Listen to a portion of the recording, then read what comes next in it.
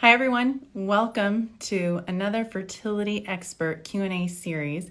And I'm so excited for this expert. He's really basically a sperm whisperer. His name is Dr. Aaron Spitz. He's not only a urologist, he's also an author, and he's an author of the Penis book.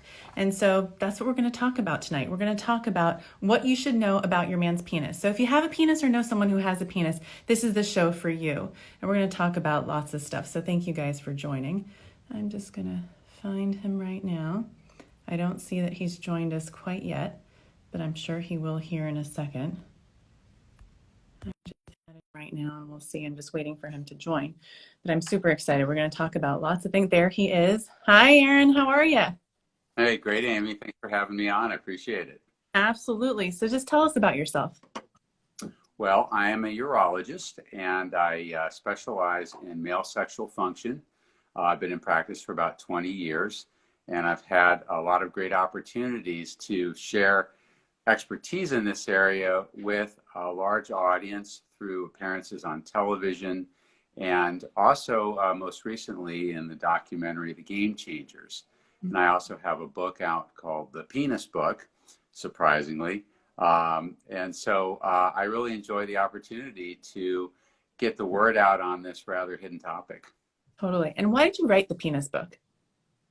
Well, after having gone on television for several years and sharing information about relatively taboo topics in a way that was demystifying, but also in a way that was really accessible, I was approached with the suggestion of putting a book together on the topic. And after a very nice dinner meeting with an agent and further discussion, we realized that we really had a great opportunity here.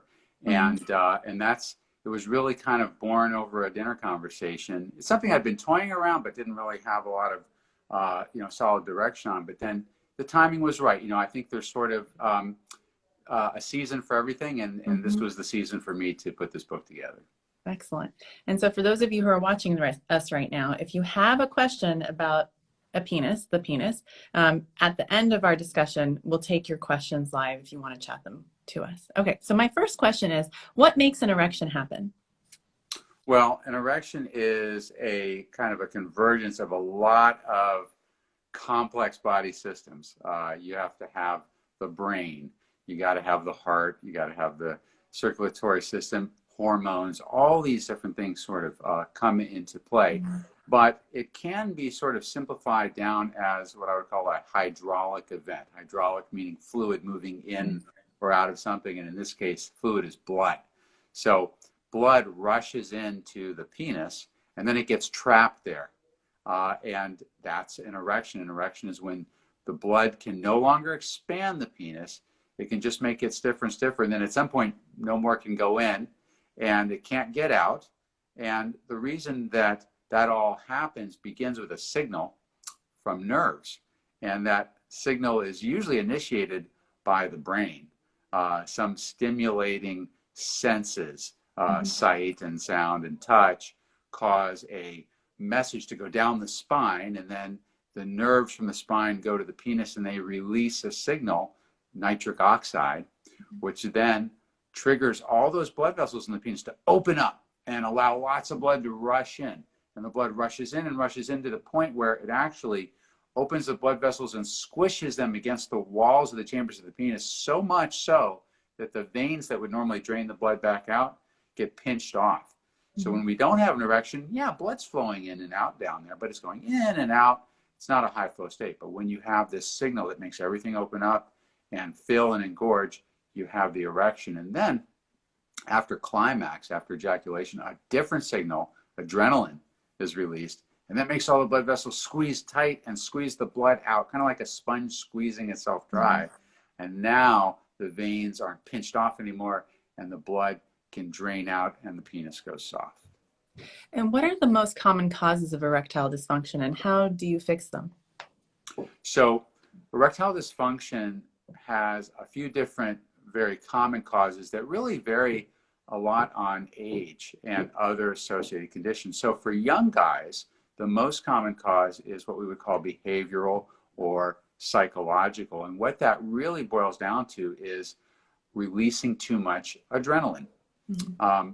Stress or worry or other behavioral or psychological concerns have a common denominator in that they cause us to release adrenaline. Adrenaline is the molecule our body releases when we're under stress. And, you know, looking at this from an evolutionary standpoint, eons ago, the stress that men faced was environmental, that is to say, a severe weather or a predator bearing down on them, or some other guy attacking them. And to deal with that, to physically survive, their body released adrenaline, which caused all the blood to shunt inward to the vital organs, the heart, the lungs, the liver, and the brain, and away from the less vital structures like the fingers and toes and the penis. Now, in our modern day, we have very few environmental stressors because we've pretty much controlled our environment, but we have a lot of psychological stressors. But our bodies, our physical bodies, still release adrenaline, even though the threat is no longer one where we might lose a finger, a toe, an arm. But nonetheless, our blood gets shunted away from those appendages. And so if we are faced with stress, we will go limp or have trouble getting an erection. And so for most young guys, it's a pretty simple scenario. They're having an off night.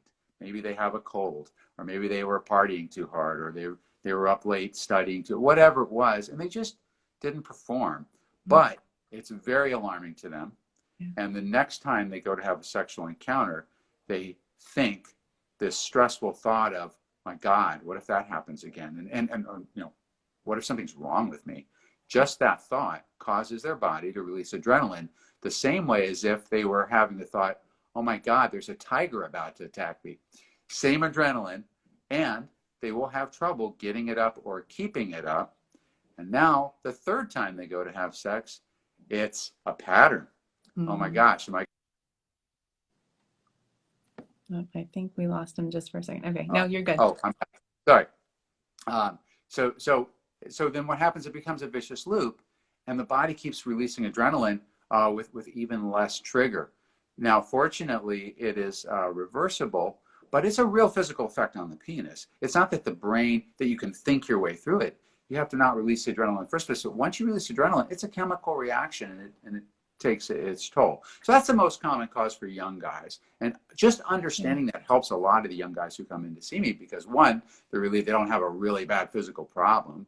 And two, they kind of have an aha moment. They're like, yes, exactly. That's what happens to me. And so for the vast majority of guys for whom, you know, we call it psychological or behavioral, it's not some deep, dark, psychosexual abnormality that's, deeply buried in the brain. It's just that simple, gosh, I wonder if I'm going to have trouble having an erection. Adrenaline release, boom, problem. Self-fulfilling prophecy. Now, as you get up in the years towards guys my age, I'm 53, and in the 50s and beyond, 60s, 70s, it's very common for guys to start having erectile dysfunction that is not behavioral, that is physical. And what it is just, the arteries, the blood vessels to the penis are aging.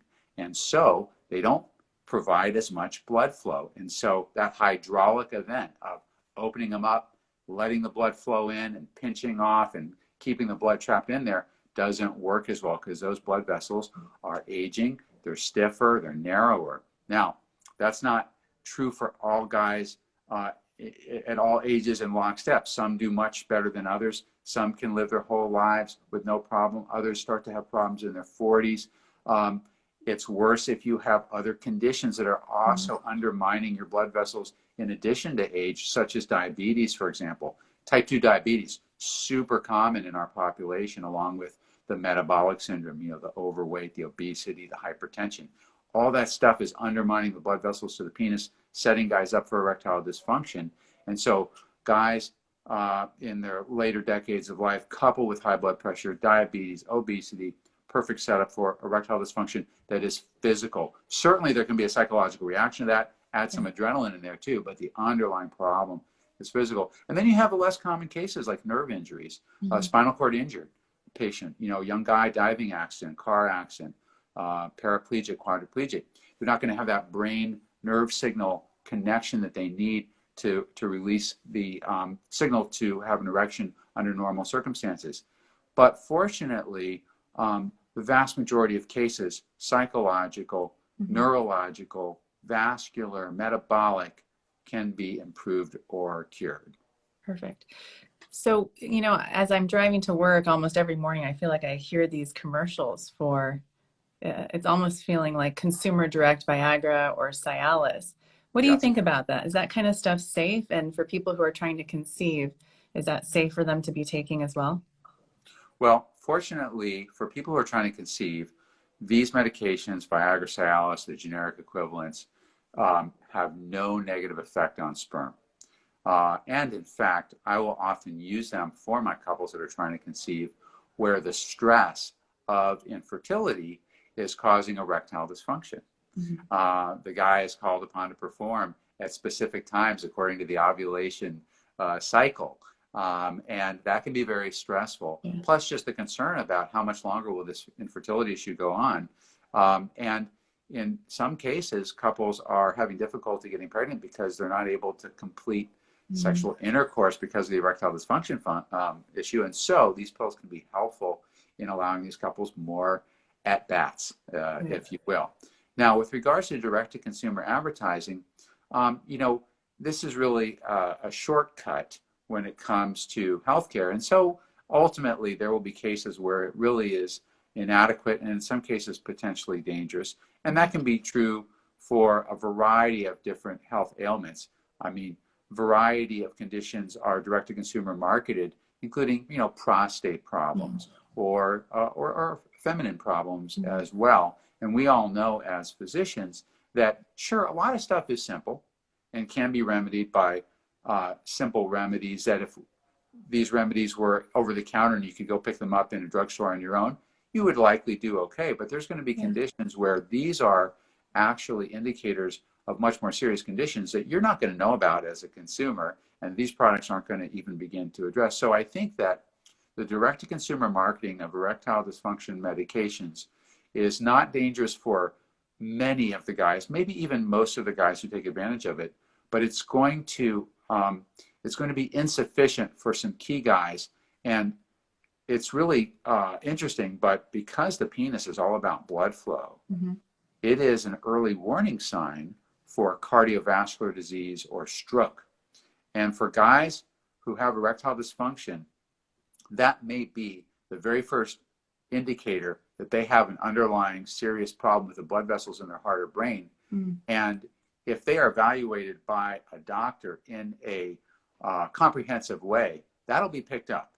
And their erectile dysfunction may even save their life. But if they simply rely on direct-to-consumer access to these pills, never knowing this will happen, they might restore their erection only to die of sudden death, you know, a few years later, because the erection problems kind of lead the heart problems by a few years, because those arteries in the penis are several times smaller and narrower than the arteries in the heart and the brain. And so it takes a few more years for them to finally clog up and give you trouble. So you could say either my penis saved my life or my penis almost killed me.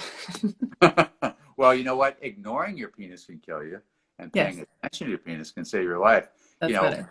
We used to get told that our penises were going to get us in trouble, but if you don't pay attention to your penis, you're going to get in trouble too. Yeah. So I have another question, more along the lines of like the size of the penis. What is the average size of a penis, and how do you measure it? Well, the average size of the penis is actually just a little under 5.5 inches. That's the average. That means the normal penis is 2.5 standard, about 2 standard deviations larger, about 2 standard deviations smaller. So the normal range of penis size is about, you know, maybe 4.25 inches to about 6.75 inches, with average being a little under 5.5. How do you measure it? Great question, because, you know, we talked about adrenaline release, and nothing will make you release adrenaline like a gray-haired scientist brandishing a ruler at your erection.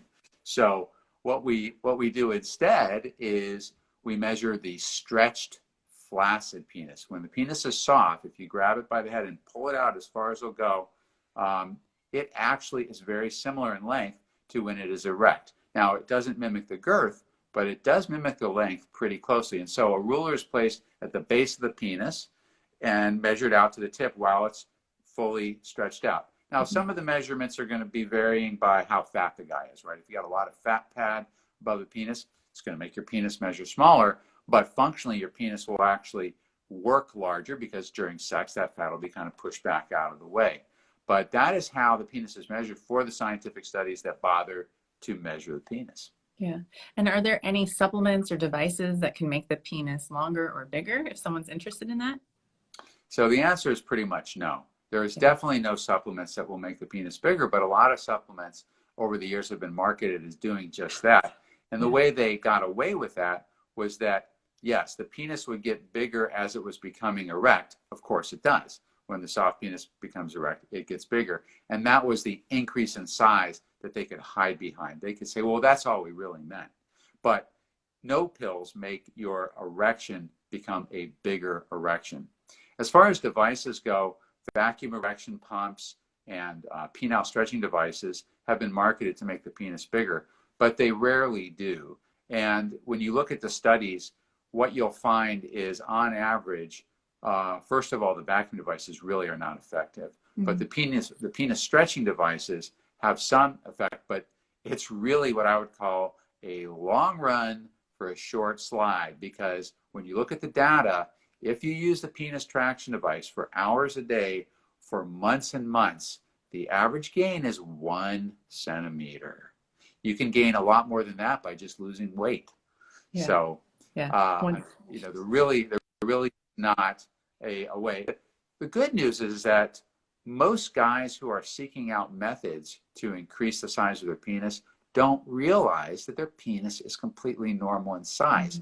They are under this misinformation that their penis is inadequately sized, and so they are searching for this remedy when they don't need it if they just realize it. So although there's not a way to make your penis bigger, in the vast majority of cases, there is no rationale to make your penis bigger. Right. And I hear those commercials as well for how to make your penis bigger as I drive to work every morning on Sirius XM. So we also hear. What are you listening to exactly? No, I do. I swear. I'm not making this up. So what about guys with low libido? Do medications like testosterone help? What about like Arimidex, HCG, Clomid? What do you think about that and their impact on fertility as well?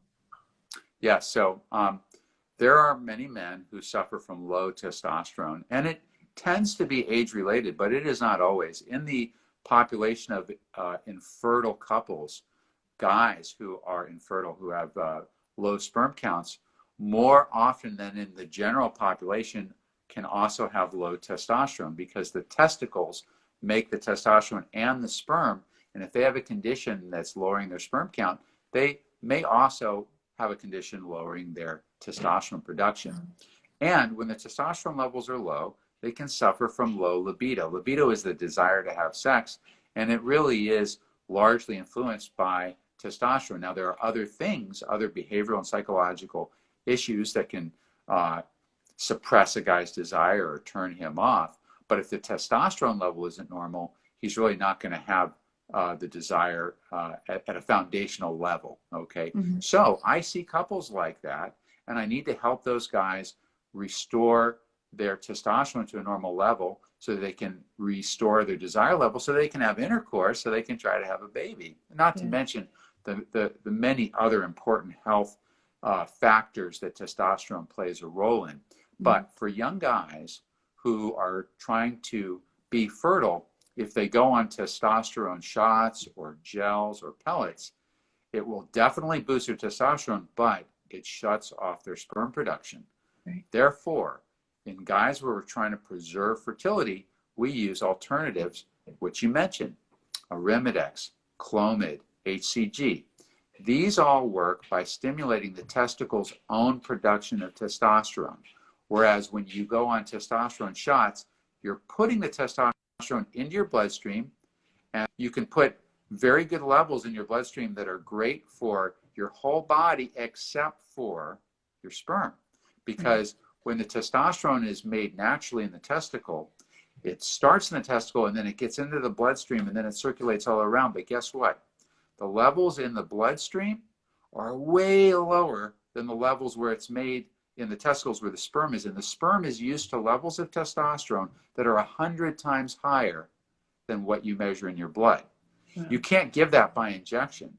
But if you give HCG, what that does is it stimulates the cells in the testicles that make testosterone to make more.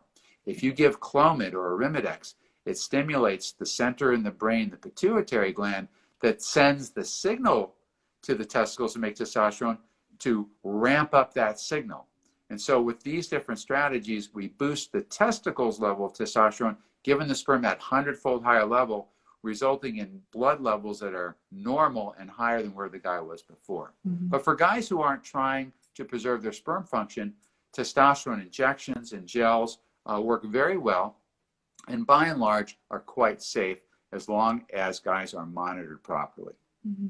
What about any natural supplements? Are there anything natural that a guy can do, or foods that he can eat to improve erections, libido? Yeah, so let's separate erections and libidos into two categories. I mean, they work together, but let's talk about libido as a testosterone effect, and then let's talk about erections as like this vascular hydraulic effect. So for the testosterone, there's really not food that's testosterone. There are a couple of supplements that may boost testosterone in some guys, but not in others. I've tried these on myself and measured their blood levels, and they're very inconsistent. But Tribulus is one, is another. Tribulus works to stimulate testosterone production, and Chrysin works to block the conversion of testosterone to estradiol, the same way Arimidex works that you mentioned. But they are really erratic in how to predict if they're going to work. If you want to try it, you would have your doctor monitor your levels before and after and see if it's working or not. However, testosterone can be improved in men who are overweight or obese because the excess fat does convert testosterone to estrogen and lowers, therefore, the testosterone level. And so getting lean is a natural way to improve testosterone that's not related to a particular kind of food, but related to the amount of food one is consuming. Mm-hmm. Now let's talk about supplements and food and erections, that blood flow event. So I mentioned earlier that the signal that the nerves release into the penis to get the blood flowing is nitric oxide. And nitric oxide can be derived from food. Our bodies produce nitric oxide, but once we hit 30, we start making less and less on our own. And so it's good to try to find another source. And the best source of nitric oxide from food is from vegetables, particularly green leafy vegetables, cruciferous vegetables, beets. Now, nitric oxide is actually a gas. It only lasts very briefly, but it can be derived from nitrate. So nitric oxide is NO, nitrate is NO3.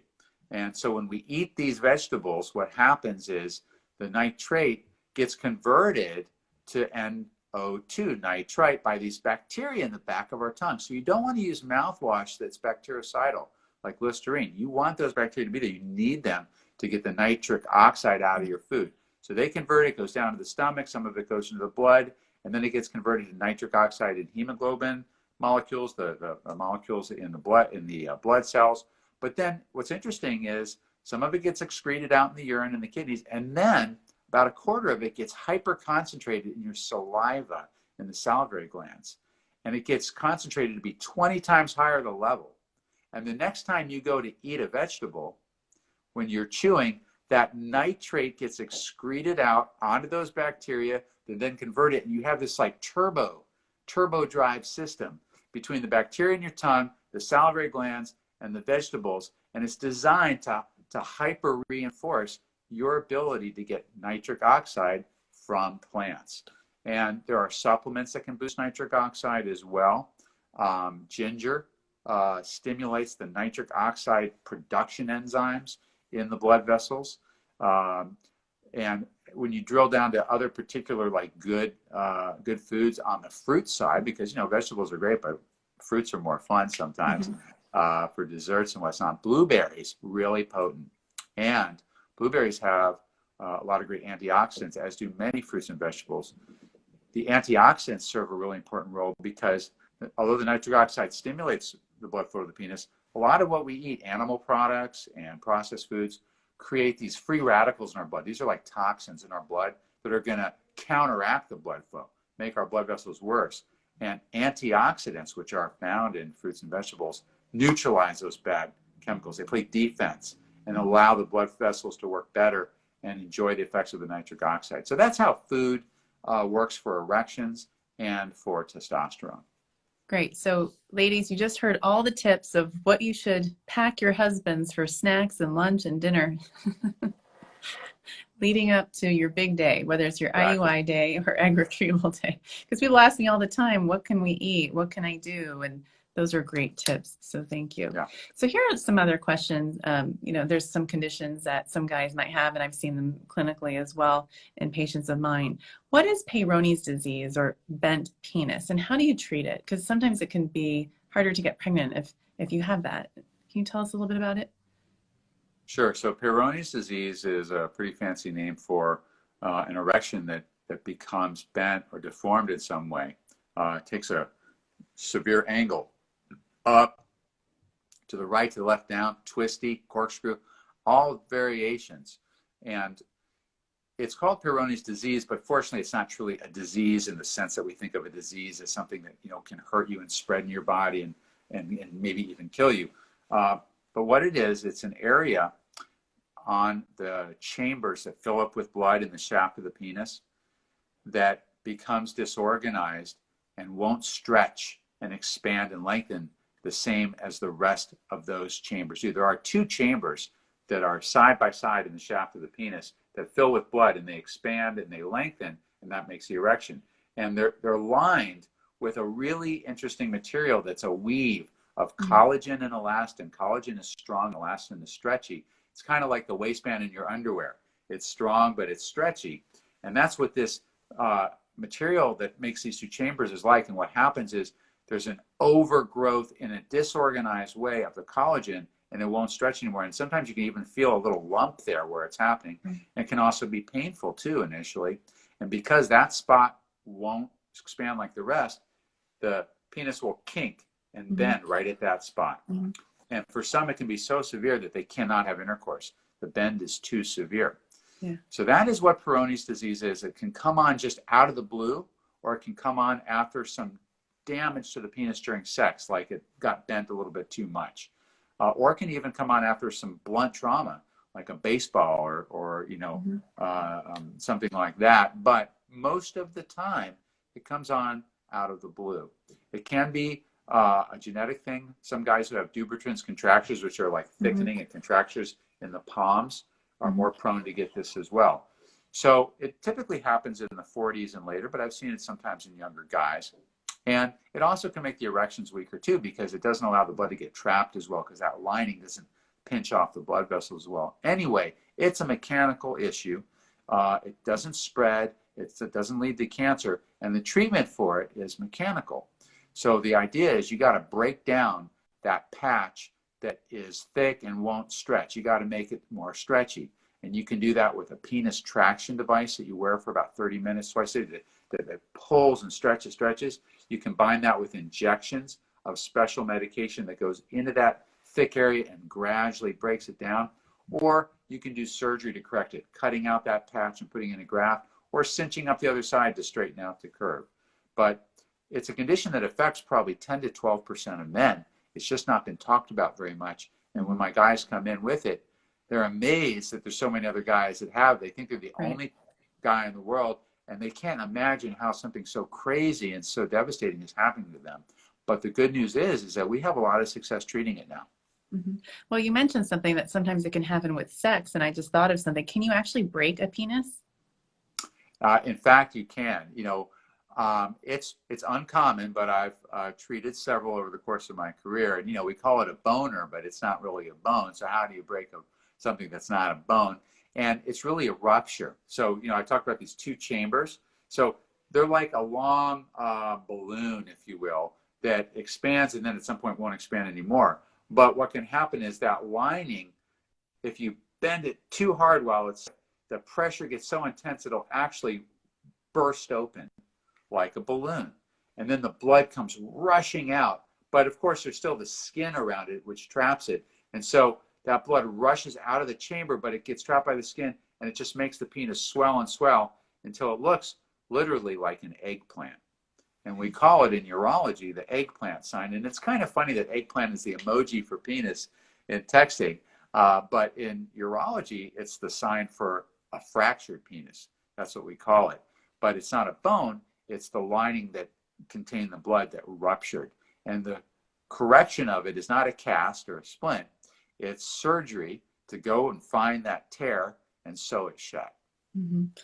And so just another penis question before I forget. How does sleep affect the penis? Well, sleep is very important for the penis. For one thing, guys have erections all through the night, whether they're having a sexual dream or not. And this happens every night in men with healthy sexual function.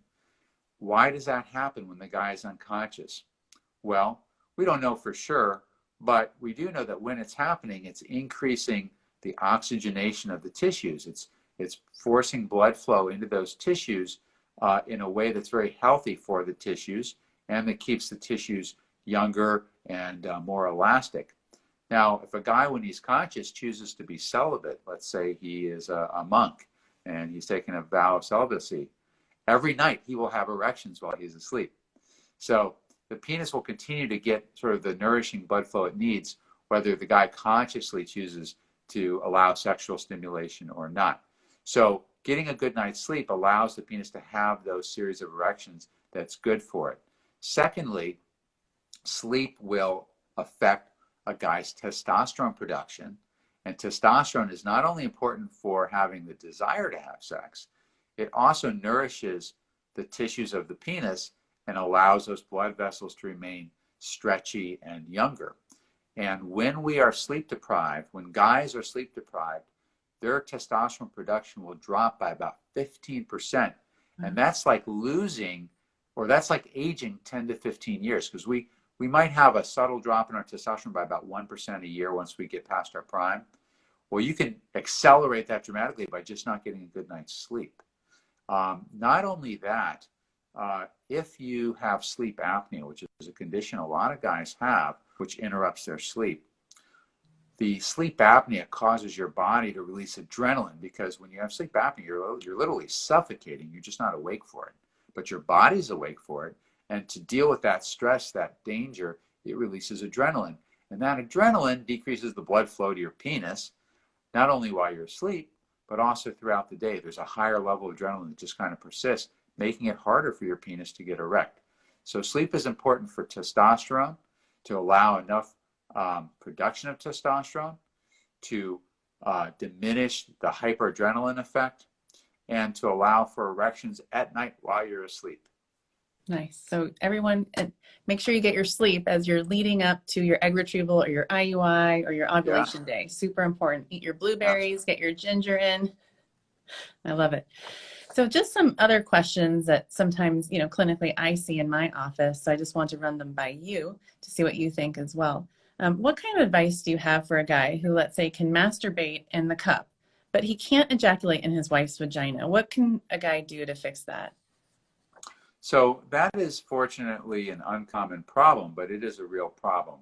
And this is typically more often a behavioral or psychological issue, but occasionally it can be physical. There are men who've had spinal cord injuries or partial injuries or with diabetes, where the degree of stimulation that their nerves need has just gotten to the point, because the nerves are blunted, that they need a more intense stimulation than can be achieved with vaginal intercourse. Mm-hmm. But for many, it's a psychological behavioral situation.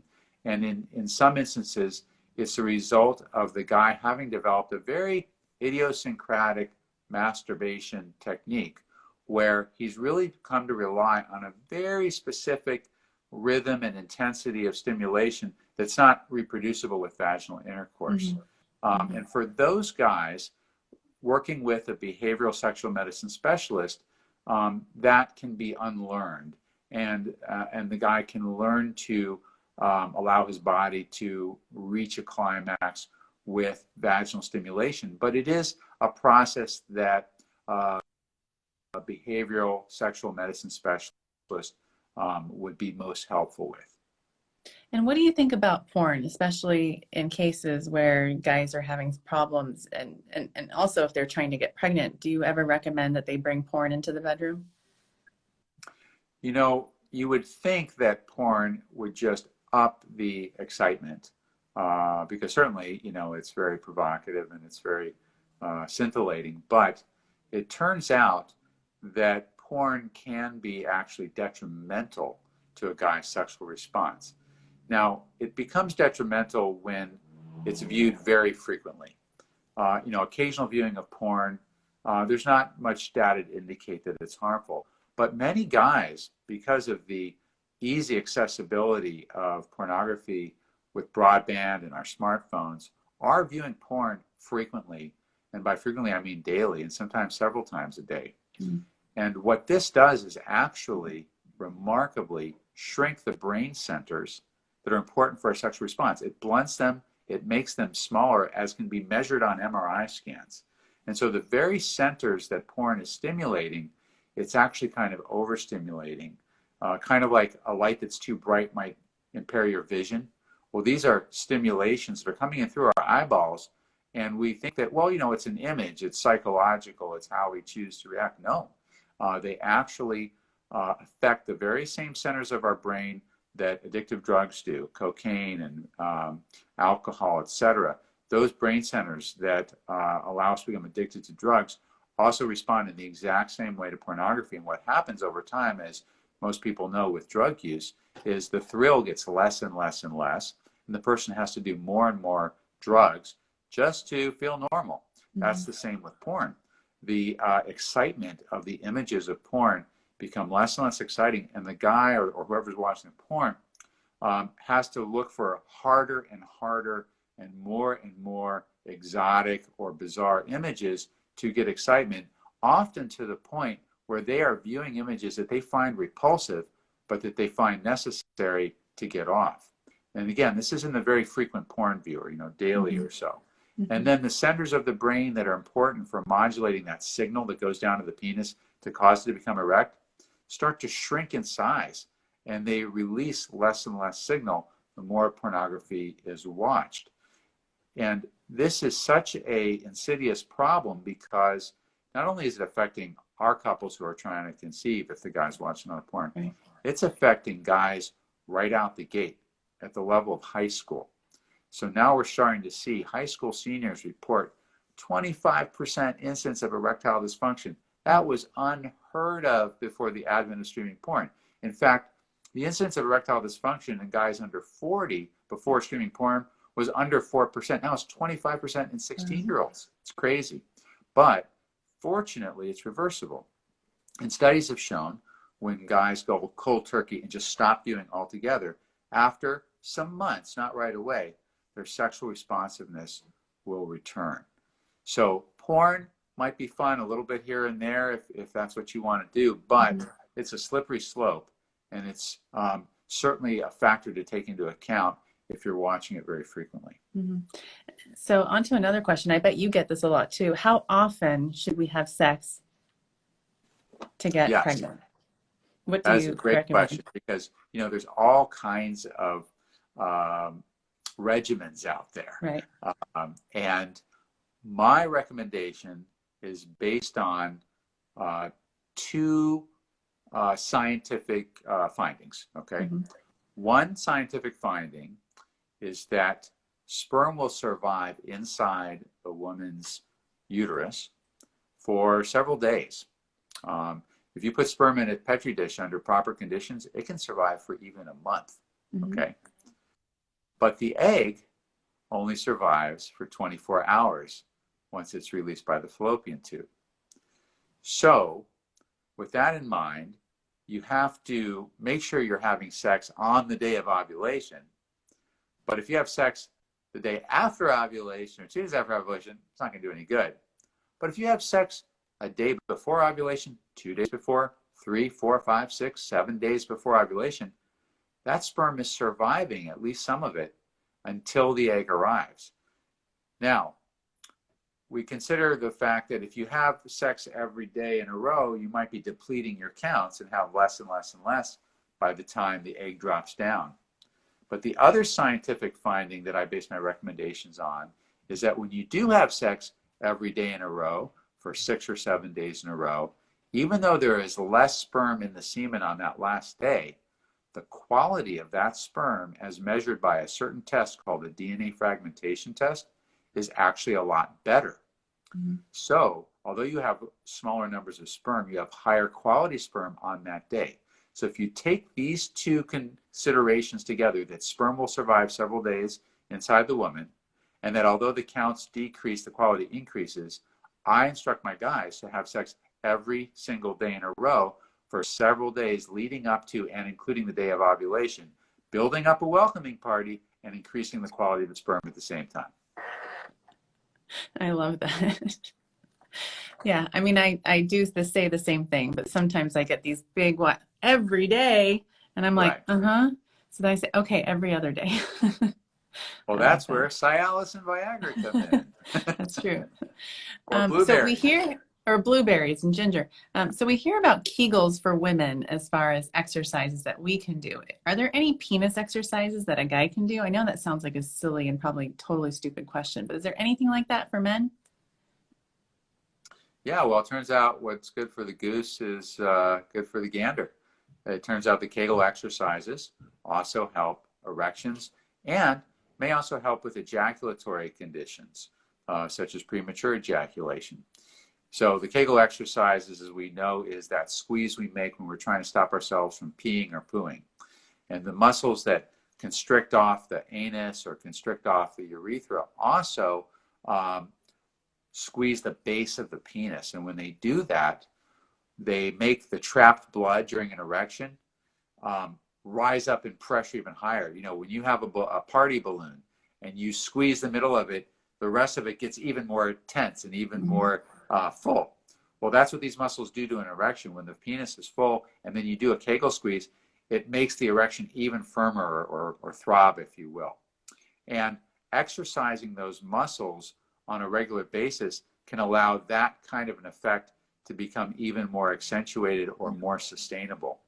Also, these are the same muscles that squeeze on the urethra of the penis to expel the semen when a guy ejaculates. If a guy has premature ejaculation, sometimes working on Kegel exercises gets his body more in tune with those contractions, which are involuntary, but because his body is more in tune to it, he can sense that inevitable contraction coming on and slow it down.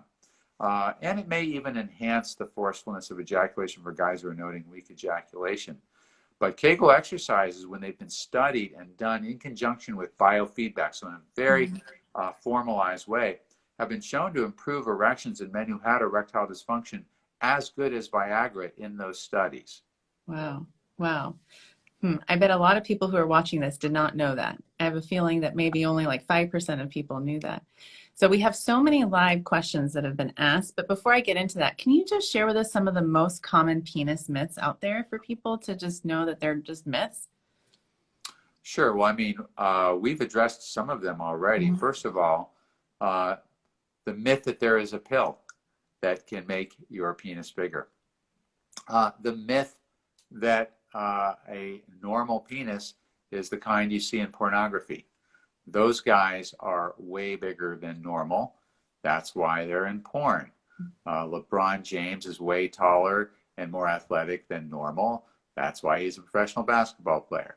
But unfortunately, too many guys get their calibration of what normal is from pornography and then sort of go off thinking, wow, I'm way too small. And that's a very pervasive myth. I think there's also a myth about ejaculation. Again, pornography presenting some extreme views on that as well. The average volume of ejaculate is anywhere from 2 cc's to about 6 cc's. So we're talking about, maybe a teaspoonful or more is normal. And then I think another myth is that drugs and sex go hand in hand. It is true that we can feel more sexual or less inhibited with recreational drugs, but over time, the recreational drugs can have a very negative impact on sexual function, whether it's alcohol or meth or cocaine or what have you, or very chronic marijuana usage. So, that's another really important factor. And another big myth is centered around food. There is sort of this mythology that manly men eat beef, and the bigger the steak, the manlier the guy, and perhaps the harder the erection. And it's actually the exact opposite. It turns out that animal products are not so good for the circulation, and the erection is all about the circulation. And studies have shown that predominantly plant-based diet results in improvements in erections and less erectile dysfunction in men than animal-based diets. Wow, that's all great. I have a feeling that maybe people didn't know any of that stuff, so that's super. Yeah. Okay, so I'm going to go to some of the live chatted questions here. So what are some signs and symptoms of a varicocele? So varicocele is veins around the testicle that drain the blood away from the testicle that are larger than normal because the valves inside them that normally keep the blood flowing in one direction back to the heart are not working quite properly. So blood is flowing back to the heart, but a little bit of it's going backwards each time, and it kind of stretches these veins out. And when they're very prominent, you can see them through the skin of the scrotum, and it looks like there's this sort of squishy mass underneath the skin, bulging it out, and people call it a bag of worms because veins are like worms, they're long tubular structures. But when it's medium-sized or small, you won't really see it. However, a urologist can feel it based on how it feels through the skin. For many men, varicoceles are just a normal variation. That's just how they're built, and it causes no problem whatsoever. But for a small percentage of men, that excess blood around the testicle makes it get too hot. And the testicles are supposed to be just a couple degrees cooler than body temperature. That's why they hang outside as opposed to ovaries, which are inside. And a couple degrees is very critical for sperm production, and the varicocele makes it a little too hot and can lower sperm counts. Also, in some guys, it can be a source of pain, an achy feeling in the testicle that's there, sometimes more after activity, but often just with, say, standing around. So pain, lower sperm count, those are the main symptoms of varicoceles that are affecting a guy, but for other guys, like I said, there'll be no effect whatsoever. And then in a small percentage of guys, varicoceles can even cause low testosterone. This is something that is typically diagnosed by a doctor on a physical exam. Sometimes it'll get confirmed on an ultrasound, and then it'll be evaluated further by checking the guy's sperm count, checking the guy's hormone levels, or if the guy has pain, acknowledging that. And then treating it is usually surgery, a surgery to go in through the groin area, like where a hernia operation is done, not through the sac itself, intercept all those enlarged veins, close them off, and then what happens is the blood stops flowing through them, they shrink down, and everything goes to normal. Awesome. Thank you for that. Here's another question. Do ED meds do anything to increase sperm count? Well, the prescription medications do not affect sperm count one way or the other, but importantly, they don't impair it. Nutritional supplements contain antioxidants, and antioxidants are good for sperm as well. So if it's a nutritional blend that's supposed to help the penis, sometimes it can have some overlap effect on sperm. And nutritional supplements for sperm have mild beneficial effects. They're not typically a real profound. So if a guy has no sperm in his semen, going on a nutritional supplement is not likely to fix that. But if he's got some mild decrease in counter motility, it may well help. Great. Couple more questions, and then we'll say bye for tonight. For patients going through IUI, would you recommend no abstinence to increase the quality of the sperm? As I mentioned, I would actually recommend ejaculating for 4, 5, 6 days in a row, up to and including the inseminations of the IUI. The only time I wouldn't recommend that is if the guy's count is pretty low to begin with, and you're kind of borderline numbers for the IUI, then you might want to not take that approach. But if the sperm count is normal, I think you're kind of getting the best of both worlds, as I pointed out. Perfect. And this is a question from Dr. John Norian saying hi to both of us. Oh, hey, John. When should guys, or not when, I think it's also just when should guys take Clomid, but which is your preference, Clomid or anastrozole? Can you hear me?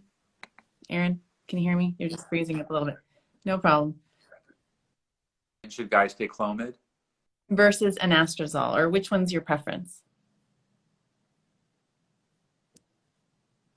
We're just losing him just for a second there. That's okay. We'll see. We'll see if we can get him back. If not, we'll have him on again.